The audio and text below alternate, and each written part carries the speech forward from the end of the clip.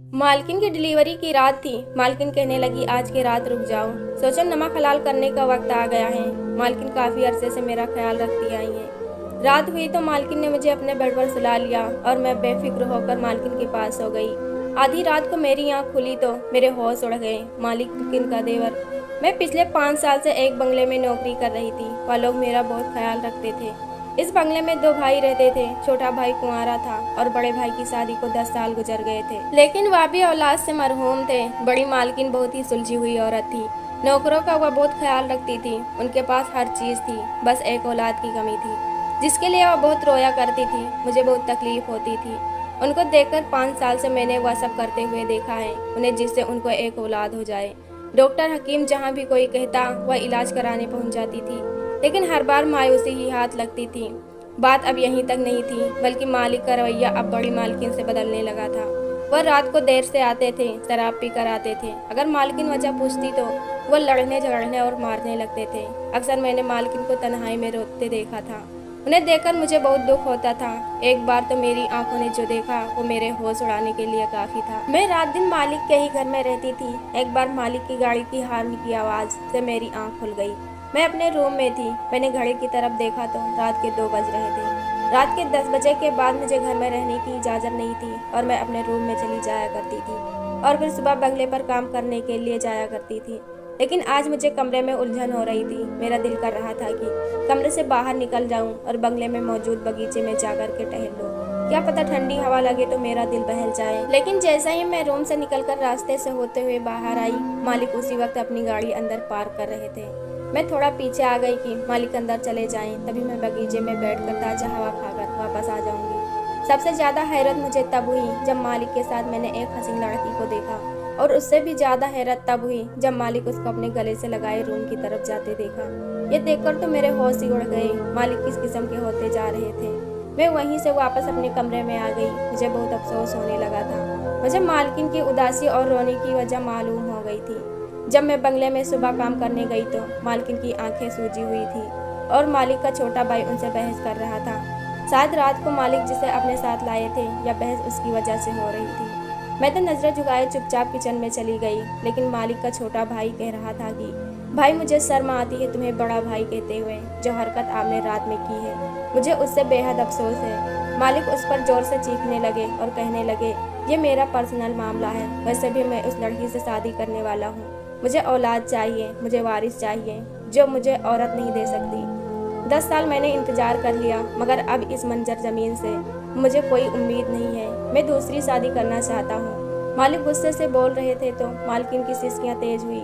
तभी मालिक का छोटा भाई उनसे झगड़ने लगा और कहने लगा कि भाभी को यह सब कहते हुए तुम्हें शर्म नहीं आई? हो सकता हो कमी भाभी में नहीं आप में हो। मालिक के छोटे भाई के यह कहते ही दोनों आपस में मारपीट करने लगे। मालिक ने अपने छोटे भाई को घर से निकाल दिया और कहा कि अगर तुम मेरे घर में नजर आए तो मैं तुम्हें जान से मार दूंगा।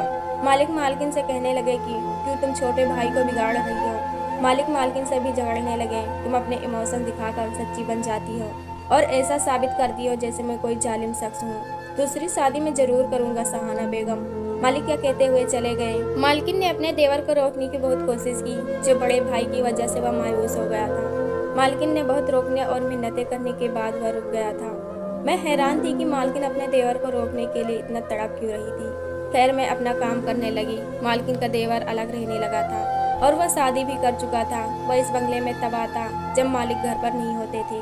मुझे यह बात बहुत अजीब से लगती थी और अब मैं काफ़ी देर रात तक किचन का काम किया करती थी। छोटे मालिक बड़े मालिक से छुपकर कुछ अजीब हरकत कर रहे थे। एक दिन मैं किचन में काम कर रही थी तो मैंने देखा कि छोटे मालिक बंगले के पीछे हिस्से से दीवार फांद कर अंदर आ रहे हैं और आहिस्ता आहिस्ता मालकिन के कमरे की तरफ बढ़ रहे हैं। मैं सोच में पड़ गई कि छोटे मालिक रात में छुप छुप कर इस तरह से कहाँ जा रहे हैं। कुछ सोचकर मैं भी उनके पीछे गई, मगर वह मुझे नजर नहीं आए। मैं नहीं जान पाई कि वह कहाँ और किस कमरे में गए हैं और मैं वापस अपने रूम में चली आई और मैं थकी हारी चुपचाप सो गई। अगले दिन मामूल के मुताबिक मैं सुबह उठकर काम पर चली गई, मगर मेरे दिमाग से छोटे मालिक की रात वाली हरकत नहीं जा रही थी। सब लोग ठीक ठाक ही बातें कर रहे थे और कुछ गैर मामूली सा भी महसूस हो रहा था, सिवाय बड़ी मालकिन के। उनकी आंखें लाल और सूजी सूजी लग रही थी।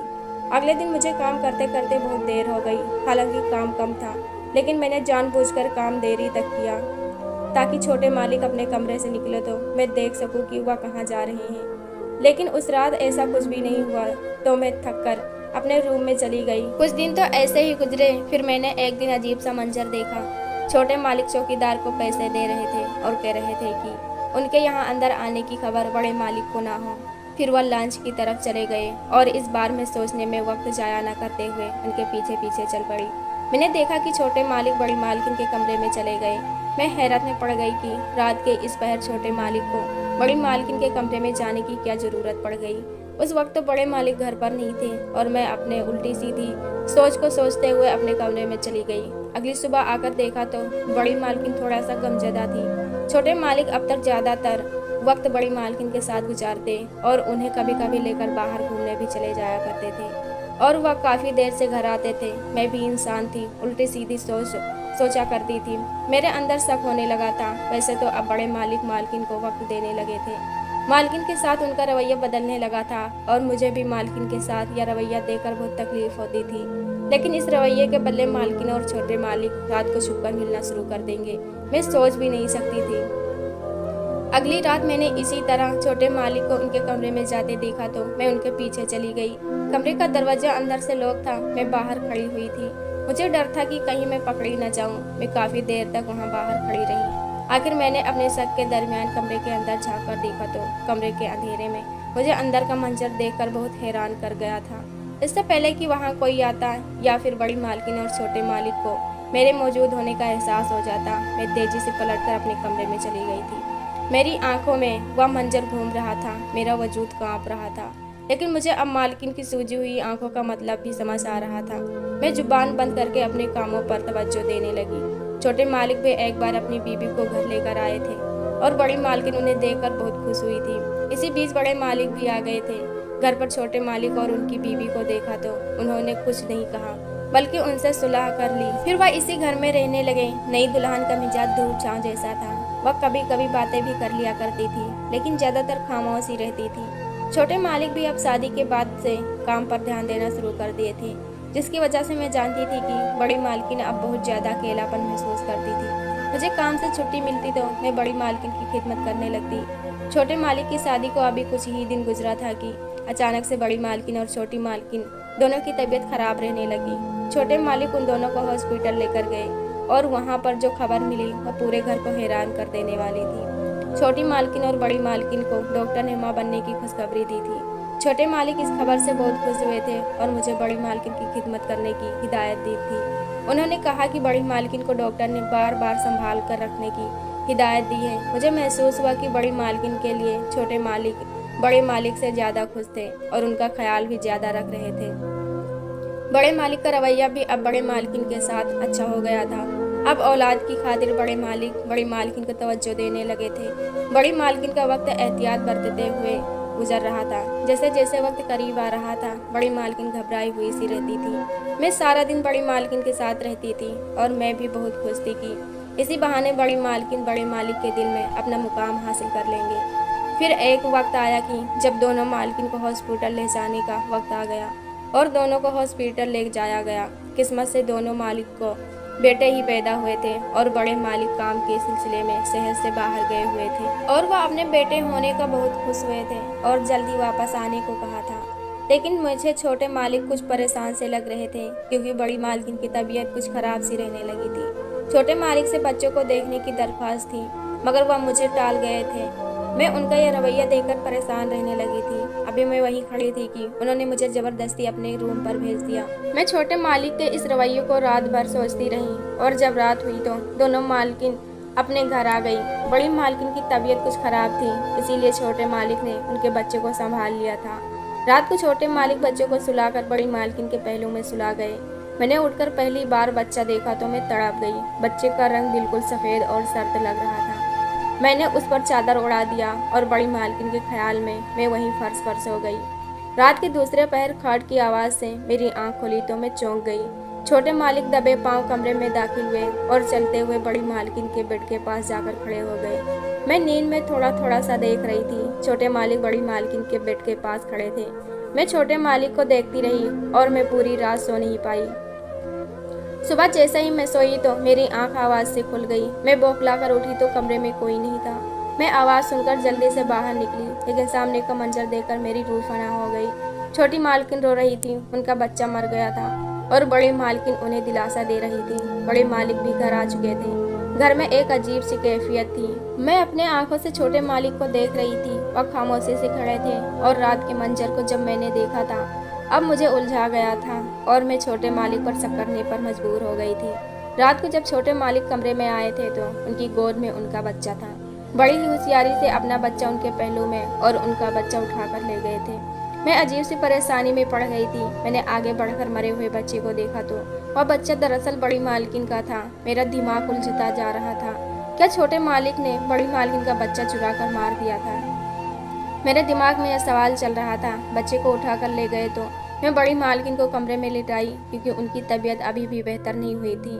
मुझे बड़ी मालकिन और छोटी मालकिन दोनों पर भी तरस आ रहा था। बड़ी मालकिन का बच्चा मर चुका था, लेकिन उनको खबर ही नहीं थी, और छोटी मालकिन का बच्चा जिंदा था, लेकिन वह कमरे में शोक ज़्यादा बड़ी थी। मुझे यह सब बहुत अजीब लग रहा था। और एक दिन मैंने बड़ी मालकिन से बातों बातों में एक सवाल कर लिया। मैंने कहा, बड़ी मालकिन, आप छोटे मालिक की शख्सियत के बारे में क्या सोचती हैं? क्या वह अजीब इंसान है या नॉर्मल से? मेरे सवाल पर वह चौंक गई और फिर कहा कि वह बहुत नरम दिल लड़का है जो मुझे बड़ी बहन की तरह इज्जत देता आया है। उस दिन बड़ी मालकिन ने छोटे मालिक के बारे में ऐसी ऐसी बातें बताई कि मैं सुनकर हैरान रह गई। बड़ी मालकिन ने बताया कि छोटे मालिक ने हर मौके पर मेरा साथ दिया था, यहाँ तक कि बड़े मालिक औलाद की वजह से दूसरी शादी न कर लें, इसलिए भाई को छोड़कर मेरा साथ दिया था। बड़े भाई से लड़ते रहे और फिर मेरी तरफदारी करते रहे। बड़ी मालकिन की बात सुनकर मुझे वह रात याद आई जब छोटे मालिक दबे पांव बड़ी मालकिन के कमरे में गए थे। उस रात बड़ी मालकिन बेड पर बैठी रो रही थी और छोटे मालिक उनके पैरों के पास बैठे हुए थे, उन्हें बार बार तसल्ली दे रहे थे और हिम्मत दिला रहे थे।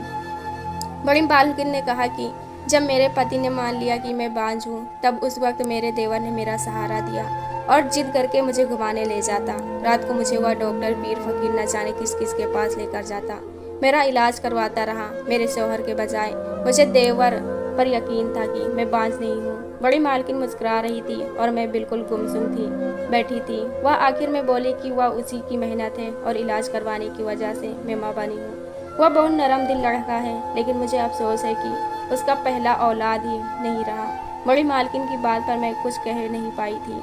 मैं उन्हें कैसे बताती कि वह बच्चा छोटे मालिक का नहीं बल्कि बड़ी मालकिन का आपका था। मैंने एक रोज़ अपनी सोचों से तंग आकर छोटे मालिक को बताया कि मैं सब देख चुकी हूँ। जब वह बच्चा बदल कर गए थे, मुझे सच जानना था। छोटे मालिक ने मुझे जवाब देते हुए कहा कि मुझे वह सब करने पर कोई पछतावा नहीं है, क्योंकि मैं जानता था कि बड़ी भाभी का बच्चा पैदा होते ही मर चुका था, लेकिन यह खबर मैं भाभी को नहीं दे पा रहा था। तब मेरी बीबी ने कहा कि बच्चा बदल लो ताकि तुम्हारी भाभी का दिल आबाद रहे। शायद तुम्हारी भाभी के किस्मत में औलाद नहीं, किस्मत में रहा तो मैं फिर उम्मीद से हो जाऊंगी। दोस्तों, यह कहानी कैसी लगी कमेंट बॉक्स में ज़रूर बताओ। वीडियो को लाइक करो, चैनल को सब्सक्राइब करो। मैं ऐसी कहानी आपके लिए लाते रहेंगे। धन्यवाद।